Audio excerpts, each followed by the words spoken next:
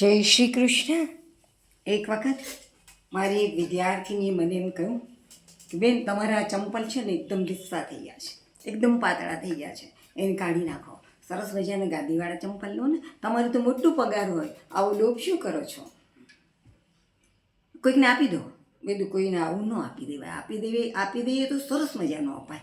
આ તો મારે જ પહેરવાના છે અને ફેંકી પણ ના દેવાય, કારણ કે એ હજુ ફાટી નથી ગયા. એ હજુ મને રાખે છે, મારા પગને રાખે છે.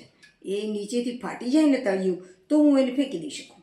હજુ એ મને રાખે છે. એ મને રાખે ત્યાં સુધી મારે એને રાખવા જોઈએ. પગને રાખે એ પગરખા. પહેલાંના વખતમાં ભાઈઓ છે ને, અહીંયા નાડીને અહીંયા નાડીને અહીંયા નાડીને એવું આમ નાડીવાળું અંગરખું પહેરતા, અંગરખું.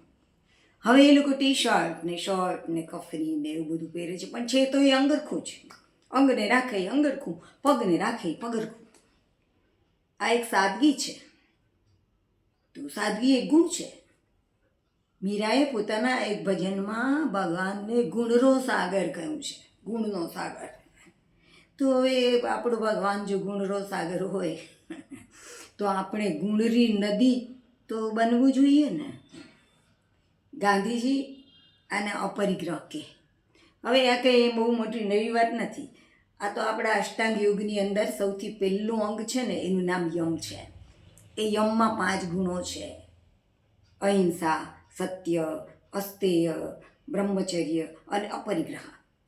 એટલે આ અપરિગ્રહ છે ને, એ પાળવા માટે છે, એ ભાષણ માટે નથી. એટલે ભાષણ ન કરાય. અપરિગ્રહ ભાષણ માટે નથી, અપરિગ્રહ અનુસરણ માટે છે. જય શ્રી કૃષ્ણ.